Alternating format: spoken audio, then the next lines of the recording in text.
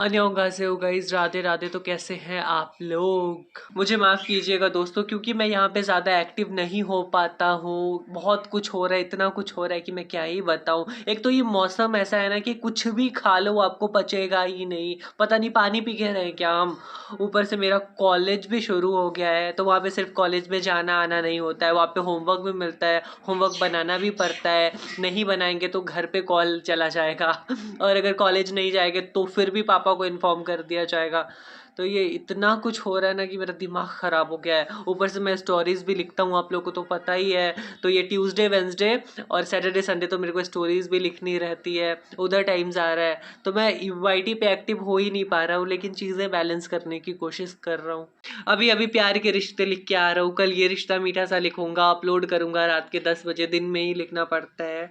ऊपर से पता नहीं लोग ऐसे कैसे बोलते हैं कि इसको तो सीरियल देखने के अलावा कोई काम ही नहीं है। भाई काम तो इतना है कि सांस लेने तक की फुर्सत नहीं होती हमें। हाँ, मुझे ऐसा लग रहा है ना कि रील्स स्क्रॉल करना, घंटों घंटों कमेंट्स करना, रिप्लाईज करना, बकवास करते रहना, उसी सब में लगे रहना, ये सारी चीजें काम की श्रेणी में आ गई है अब। तभी तो लोग इसी में लगे रहते हैं, और जिनकी रील्स देखते हैं उन्हें ही बोलते हैं कि इनके पास कोई काम नहीं है। Excuse me, get a reality check bro. Jobless आप हैं, हम नहीं। और वैसे भी अगर आपको कोई रील पसंद नहीं आती है, कोई शॉर्ट्स पसंद नहीं आते हैं, अगर कोई वीडियो पसंद नहीं आती है, तो उसको स्क्रॉल कर दो ना। जरूरत क्या है देखने की और फिर बकवास करने की, हाँ, दूसरों का खून जलाने की। हम समझते हैं कि हर चीज हर किसी को पसंद नहीं आती है, आ ही नहीं सकती है। तो जिनको पसंद आएगा देखेंगे, नहीं पसंद आएगा नहीं देखेंगे। जरूरत क्या है आपको बकवास करने की, सबका खून जलाने की? ओह गॉड, मेरा दिमाग कहाँ से कहाँ चला जाता है। मैं ये वीडियो शुरू कर रहा था विद्या पोद्दार के लिए, लेकिन बात कहाँ से कहाँ चली गई। मैं वापस वहीं पे आना चाहूँगा। मैंने अपने लास्ट वीडियो में कहा था कि विद्या का माधव जी से तलाक हो जाना चाहिए और विद्या के लिए किसी और को आना चाहिए, मतलब किसी को तो आना चाहिए। तो वो कौन होगा बताता हूँ। ये मेरी आंखें जो है ना कभी भी गायब हो जाती हैं, तो please don't mind guys. Actually मुझे अभी बहुत जोर की नींद आ रही है इसलिए, लेकिन विद्या पोद्दार पे तो मैं वीडियो बनाऊंगा ही। हाँ, तो coming back to the point, Vidya के लिए वत्सल गोयनका को लाया जा सकता है। भाई साहब, जिनको भी नहीं पता है कि वत्सल गोयनका कौन है, तो मैं बता दूं कि वत्सल गोयनका समर्थ गोयनका का बेटा है, मनीष गोयनका के चचेरे भाई का बेटा। रिश्ते में तो कायरव का चाचा लगता था, लेकिन उम्र में छोटा था, और एक रिश्ते से वो कायरव का भाई भी लगता था, क्योंकि कायरव की गायू मासी का बेटा था वो। मतलब कि जेन 2 और जेन 3 दोनों में फिट। और वत्सल ही क्यों? तो वत्सल ही इसीलिए क्योंकि वत्सल को गोयनकाज ने बहुत ही गंदी तरीके से भुला दिया है भाई साहब। एक वक्त ऐसा था जब समर्थ नया कैरेक्टर आया था, उसको कोई जानता भी नहीं था, पता ही नहीं था कि वो कैसा कैरेक्टर होगा, क्या है नहीं है। तो वो भी बदला लेने ही आया था ना गोयनकाज से, तो अब उसका बेटा बदला लेने आएगा। और अब तो हम जानते हैं कि वत्सल एक कैरेक्टर है, तो इतिहास को एक बार खुद को फिर से दोहराना ही पड़ेगा। बस कॉमन फैक्टर ये रह जाएगा कि मनीष गोयनका तब भी थे, मनीष गोयनका अब भी है। खुद ही सोचो ना, गोयनकाज की जितनी भी प्रॉपर्टीज होगी ना, जितनी भी प्रॉपर्टीज, सब में आधा का मालिक होगा वत्सल भाई साहब। वो भाई में अकेले है, उसके पापा भाई में अकेले थे, और उसके दादा 2 भाई थे, अवधेश गोयनका, कमल गोयनका। तो कमल गोयनका के बेटे मनीष गोयनका, अखिलेश गोयनका। तो जब प्रॉपर्टीज में बंटवारा होगा ना, तो एक हिस्सा कमल गोयनका का, दूसरा अवधेश गोयनका का। कमल गोयनका के हिस्से में से मनीष गोयनका, अखिलेश गोयनका, और अवधेश गोयनका के हिस्से में से सिर्फ और सिर्फ समर्थ गोयनका।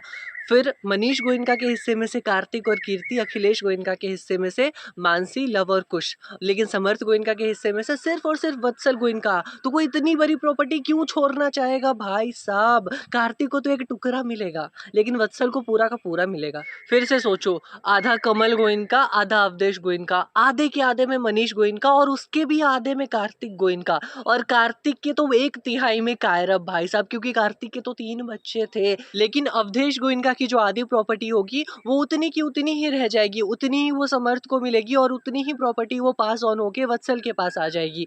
रही बात वंश की, तो वंश को तो नहीं मिलेगा समर्थ में से, क्योंकि गायू और समर्थ का तलाक हो गया था। क्योंकि अगर समर्थ और गायू का तलाक नहीं होता, तब हम वंश और वत्सल दोनों में बांटते उस प्रॉपर्टी को, लेकिन जब तलाक हो गया तो क्यों बांटेंगे? खैर वो सब तो बाद की बातें हैं। मेन मुद्दा तो ये है कि वत्सल की शादी होगी विद्या से, तभी तो मजा आएगा, होनी चाहिए। फिर वत्सल और विद्या मिलके खूब धूम मचाएंगे। लेकिन फिर एक दिक्कत हो जाएगी, वो भी मेरे दिमाग में आ ही रही है, और दिक्कत ये है कि वत्सल ठहरा कार्तिक का चचेरा भाई, यानी कि आरोही का चचेरा चाचा। तो आरोही की समधन की शादी उसके चचेरे चाचा से, मतलब वो थोड़ा अजीब हो जाएगा, रिश्ते उलझ जाएंगे। तो फिर अगर ये कॉन्ट्रडिक्शन आती है तो फिर विद्या के लिए एक और लड़का तैयार है, वंश। और वंश का तो भाई रूही से कोई डायरेक्ट रिलेशन भी नहीं है, क्योंकि वंश तो गोइन का है ही नहीं ना। वंश तो विवान का बेटा है, विवान और गायू का बेटा है वंश, तो उसकी शादी तो हो ही सकती है विद्या से। हाँ, लेकिन वत्सल के आने का तो एक और मकसद भी है, गोइनकाज से बदला लेना, क्योंकि गोइनकाज ने उसको भुलाया जो है, उसका हिस्सा हड़प के रखा है गोइनकाज ने। पता है, वत्सल और वंश के आने से ना शो में काफी ट्विस्ट एंड टर्न्स आ सकते हैं भाई साहब। और रही बात काजल की, तो उसके लिए भी लड़का तैयार रखा है हमने। लेकिन उससे पहले ये सोचो कि अगर वत्सल और विद्या की शादी हो जाएगी तो फिर तो विद्या मनीष जी की बहू बन जाएगी। तो फिर वो मनीष जी को मनीष जी करके नहीं बोलेगी, तो फिर वो मनीष जी को ताऊ जी करके बोलेगी। लेकिन ऐसा कुछ होगा नहीं, मैं ये भी जानता हूँ। तो भाई वेलकम टू माई डेलुलू लाइफ। मैं तो भाई यही सब सोचते रहता हूँ, मीडियोकर चीजें, खाली जो बैठा रहता हूँ, मेरे पास तो कोई काम थोड़ी है। और आप लोग को मैं एक बात बताऊँ, मैं ये वाली वीडियो ना कल ही बनाने वाला था, लेकिन कल कुछ ऐसा हुआ कि मैं कल वीडियो बना नहीं पाया। उसकी एक झलक मैं आप लोगों को दिखाता हूँ। बताओ लोगों को, कहाँ गई थी? शेर से मिलने। क्यों? शेर से तुम मिलोगी क्या? मन था। तुम शेर से थोड़ी मिलोगी। क्योंकि शेर मेरा दोस्त है। हाँ, शेर तुम्हारा दोस्त है। कभी देखी हो शेर? देखी तो तुम्हारे पापा देखे हैं शेर? हाँ। हाँ। ये वीडियो भी अपलोड करूंगा, मैं बताऊंगा कि क्या क्या हुआ था भाई साहब। मैं तो बहुत गुस्सा आ गया था मेरे को। तो मिलते हैं नेक्स्ट वीडियो में, तब तक के लिए टाटा बाय बाय। अगर वीडियो पसंद आई हो तो do like share and subscribe. और अगर पागल होना है ना भाई, तो प्लीज़ मुझे तो सब्सक्राइब करना ही पड़ेगा आपको। सोचते रहो कि कैसे रिश्ते बनेंगे।